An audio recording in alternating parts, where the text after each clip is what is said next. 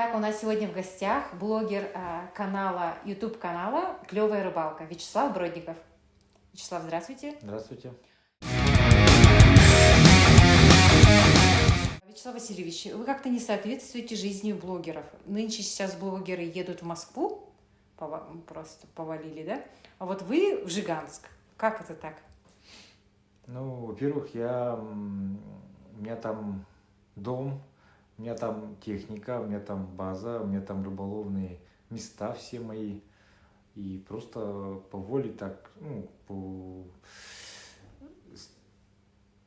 по сфере своей деятельности я езжу туда рыбачить. Вот. А значит, постоянно живете здесь, в Якутске? А сейчас я уже как год проживаю в городе Якутске. Переехал я потому, что детям нужно хорошее образование, хороший интернет, медицина здесь как бы лучше. И, в принципе, все лучше, чем в селе, чем в северном селе. Поэтому сюда переехал. Но в Жиганск вас тянет чисто? В Жиганск я езжу только на работу, получается. На съемки для канала и для НВК Саха, для фильмов. И все-таки мужчинам тяжелее жить в каменных джунглях? Да, до этого-то я работал и жил до поездки в Жиганск с 11 года по 14. Я жил здесь, в городе Якутске. Поэтому, конечно, здесь сложнее охотнику и рыбаку жить, потому что хочется как бы и поохотиться, и порыбачить, и чтобы что-то ловилось, чтобы что-то добывать. Но здесь поблизости, возле города и пригородах очень сложно, потому что большой прессинг, большая конкуренция, много людей, меньше дичи, меньше рыбы. Поэтому, конечно, охотникам здесь сложно. А когда ждать у вас туров в Жиганск, может, авторских туров ваших? Я не занимаюсь туризмом, я всем всегда это говорю, потому что мне просто лес заявок поступает, сколько стоит приехать, но я очень буду рад, если мои земляки, якутяне займутся туризмом и будут на фоне моей популярности, допустим, популярности Якутии зарабатывать деньги. То есть я специально для этого создал сайт, на котором я собираю вот таких вот людей, которые занимаются именно профессиональным туризмом, возят людей. И собираю этих людей всех у себя, централизую на сайте, чтобы людям, которые захотели бы к нам приехать, было проще найти контакты, связаться, все было в одном месте. И самое главное, что у меня без посредников, без различных третьих лиц, которые бы себе там наценивали, набивали там и тому подобное. Сразу напрямую турист и, собственно, этот оператор, например. Согласитесь, вы отличаетесь от наших современных блогеров. Сейчас люди ездят за рубеж, когда была открыта граница, да, а вместе с блогерами ездили в какие-то туристические поездки вместе с блогерами. И те блогеры, получается, получали свою зарплату за количество набираемых туристов. А у вас, по-моему, такого нету. Понятие блогера, оно как бы очень широкое такое. Допустим, я рыболовный чисто блогер, поэтому в плане рыбалки там и тому подобное я могу вам что-то рассказать. А вот те ребят, которые возят там других людей куда-то там, тоже, наверное, ведут свой блог, тоже какие-то блогеры. У них, видимо, значит, такой образ жизни, я так думаю. А если вас позовут после нашей съемки принять тоже какое-то участие в авторской рыбалке, какой-нибудь рыболовном проекте, чтобы вы были в нем? Я всегда я всегда открыт. Если рыба ловится, то почему бы не съездить, не порыбачить, не поснимать. Меня очень часто зовут. Вот недавно я осенью приехал со Скылаха, там на Барский район, первый такой дальний у нас район, первая дальняя такая тяжелая поездка была.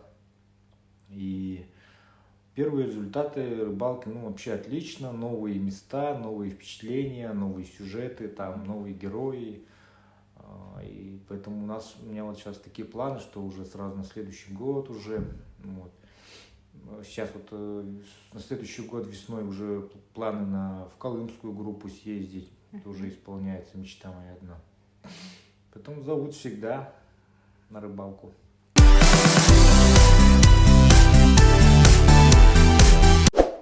Кстати, в этом году у нас же была такие страшные трагедии с пожарами же, да? И как человека, который связан с природой, эта тема не могла коснуться. Как там вообще ситуация была в Жиганске? Как вы вообще думаете? Ну, смотрите, в Жиганске я вот когда работал, последние года очень часто, очень много пожаров, очень крупные пожары. Вообще в Жиганске нету ни одного авиаотделения, там есть только лесничество и небольшой участок, который вот занимается в количестве одного пожарного, который должен как бы тушить пожары, да. Но Жиганское лесничество – это самое большое лесничество в мире, 52 миллиона гектаров. Это 1/5 Якутии, а Якутия – это 1/5 России. То есть, соответственно, это единственное в мире лесничество, которое имеет такую площадь, потому что там включены Жиганский район, Оленюкский, Булунский, часть Анабарского. Это все одно лесничество. Да? Да, и на всей этой территории работает 15 человек. То есть тушить там что-то, там никто никогда не будет этим заниматься, потому что, ну куда ты там, такие площадя. Да.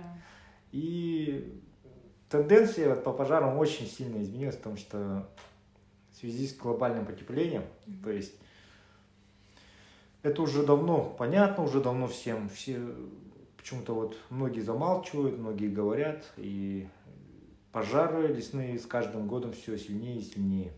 И в этом году я был здесь, находился, конечно, я Жиганск тоже знаю, что там очень сильно горит, все это каждый год. Но здесь, вот в горном районе, поучаствовал даже в тушениях некоторых пожаров, ездил. Как доброволец? Ну, как снимал сюжет, и я не как доброволец, а вообще просто как от себя, от чистого сердца, как бы там помог, чем мог. Ну, как бы, чего знаю, то и сказал. То есть я не за копейки, там, не за деньги, не доброволец, ничего там, просто был на съемках и как бы тоже там раз там помог, подошел. И как там вообще изнутри все это, как стоит дело? Вот сейчас... Ну как, очень сложно, потому что даже поговорил с руководителем Рослесхоза, приезжал к нам. Финансирование совсем слабое. Как я уходил с лесного хозяйства, так все и в принципе и осталось. То есть ребята тушат просто голыми лопатами там, с этими РЛО. Сапогами резиновыми. Сапоги, которые разваливаются на ходу, то есть они покупают эти бюджетные сапоги. Такая ситуация, в общем, по пожарам. Ясно. Хорошо. А как у вас сейчас в семье? Переезд на детях как отразился? Не скучает ли по... Ну, поначалу скучали по одноклассникам, но потом поняли, что в Якутске круче, как бы, и сейчас уже не скучают. А гаджеты их не захватили? Гаджеты, в принципе, телефоны у них и там были. Здесь я просто решил как бы этим воспользоваться и детей отдал на программирование, кого куда там. Теперь как бы они уже не просто сидят там за компьютером, да, или там в телефоне там, занимаются программированием, моделированием, там, кто чем. А в день, допустим, у вас в семье сколько часов разрешено сидеть за телефоном, за компьютерными играми? На ночь мы как бы забираем телефоны, чтобы не это. Ну и днем так тоже поглядываем, чтобы частенько, совсем не засиживались.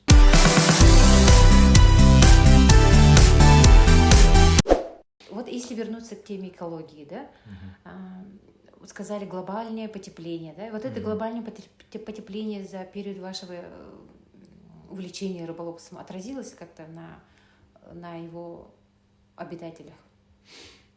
Ну, вообще, как бы, смотрите, глобальное потепление я заметил, вот как уже в таком довольно взрослом возрасте, когда вот сильно уже начало потепление, да? Мгм.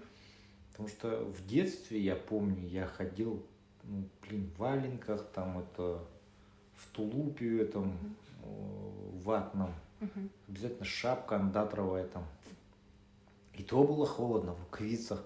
Сейчас я смотрю, ходят в весенних шапочках, там раз, куртку, капюшон там одели, какие-то кроссовки, Баску. какие-то на ногах. Это очень говорит о том, что тепло стало. Да и зимы как бы 50 градусов.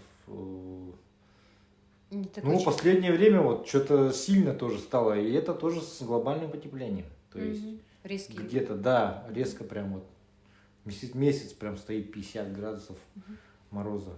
И, конечно, это все сказывается на экологии Мгм. в целом вообще. По рыбалке в Жиганске я особо, хотя да, знаете, то есть не зимнее время, это в летнее время наоборот сказывается. У нас лето стало жарче, из-за этого реки начали пересыхать. Мгм. И, соответственно, из-за того, что они начинают пересыхать, некоторые виды хладнокровных рыб, которые любят более холодное течение, да, Мгм. их стало все меньше.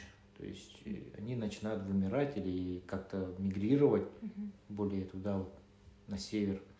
Например, это по горным рекам, если ездить, такие виды, как ленок, там, лимба, на них это очень сильно сказывается прогрев воды.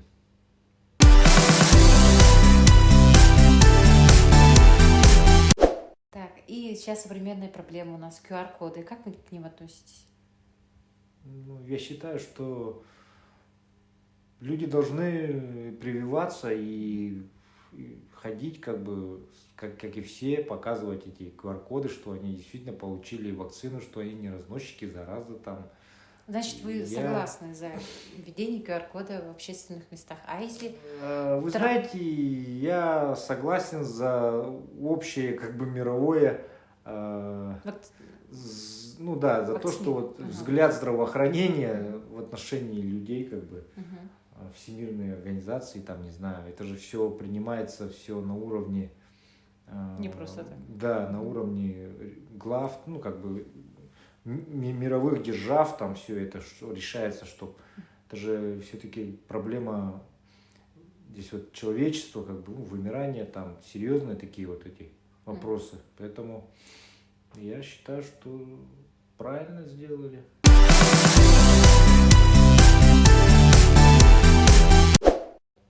Есть такая рыбалка на ряпушку, знаете рыбу ряпушка? Мгм. Маленькая такая. Ну, не маленькая, но такая средняя, вот такая, как селедка. Ну, значит, я не видела таких размеров. Ага. Вот. Кстати, можете сходить на рынок наш христианский посмотреть. Мгм. Там очень много различных рыб, которые у нас в Якутии обитают. И у них различные цены, ценовые, вот это тоже интересная тема. И рябушка там тоже будет жиганская. Мгм. Вот. Она ценится больше всего, потому что это единственное место, где ловят эту рыбу по льду. И она шоковой заморозки. Как есть, ее Если ударяют? в Что ли? низовье по реке Лена ее ловят по жидкой воде Мгм. и замораживают в различных брикетах, там, чтобы привезти сюда, Мгм. то в Жиганске ее ловят уже вот как раз в ноябре, в это время. Сейчас уже прошла она, чуть пораньше, в начале ноября вот она подходит. И сразу замораживают на льду. То есть у нее получается вот шоковая заморозка. Мгм. И вот когда вот на эту рыбу рыбачат, то подготовка к этой рыбалке очень опасная. То есть мы ждем, стоим на берегу, у каждого свои палочки, чтобы пометить место для будущей рыбалки. И река Лена, вот она каждый день вот течет, уже шуга идет, там по-разному встает. Иногда прям вот на глазах встает река, встала, и вся толпа, вот, которая стоит, вот там человек 100, вот они все прям идут на этот лед, Мгм. ищут места, где вот более чистые места, такие поляны, Мгм. чтобы можно было сети поставить, и там втыкают палочки. И иногда бывает, мы ходим по льду, вот такой По лед. тонкому, ага. 100 Под человек. нами, не 100, ну как бы Мгм. все по разным местам разбредаются и ходят. Мгм. А ты ходишь свое место, помечаешь. Мгм. А под тобой 10 метров глубина и течение реки, самая середина фарватер. То есть, если ты проваливаешься, Мгм. тебя просто туда течением уносит, и все, и о тебе забывают. Мгм. И вот самое сложное вот это вот. Ну, как бы перебороть свой страх и пойти, как бы, и поставить там эту метку. Мгм. Каждый год это вот люди у нас проваливаются, кого-то спасают, кто-то сам спасается, в общем, ну, по-разному. Ну, вот такие вот моменты, например, они никогда не уходят из Ага. памяти.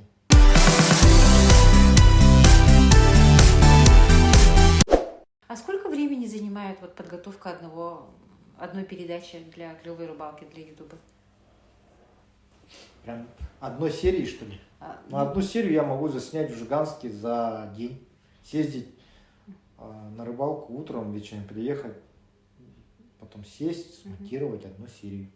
Просто если посмотреть по вашим сериям, там все очень красиво, быстро заходите. Я это смотрю, думаю, я бы тоже так смогла.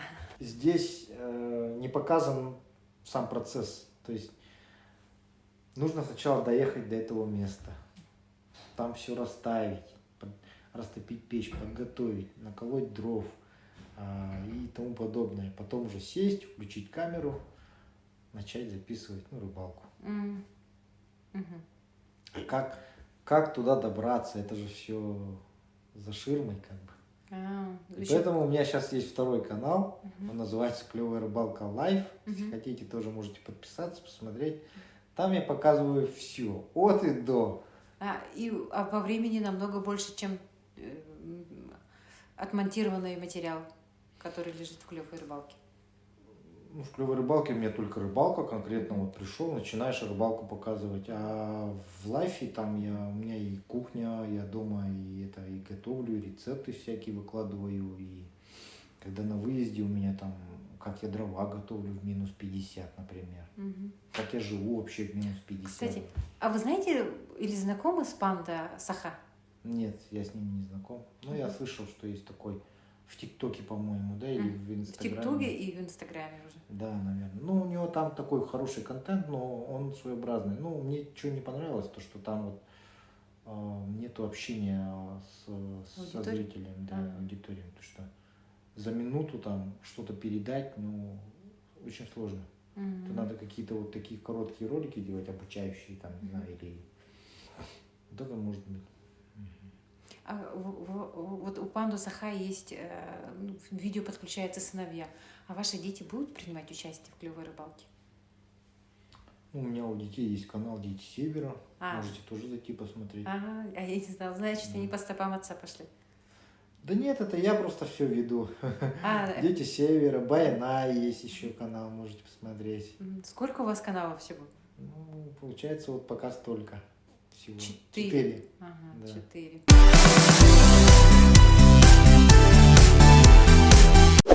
Большое спасибо, Вячеслав. Пожалуйста. Спасибо за интересное интервью. Желаем вам удачи. Спасибо. И подписывайтесь на канал Вячеслава Бродника. На 4 канала. Клевая рыбалка, Баянай, Дети Севера и Клевая рыбалка Лайв. Всем пока.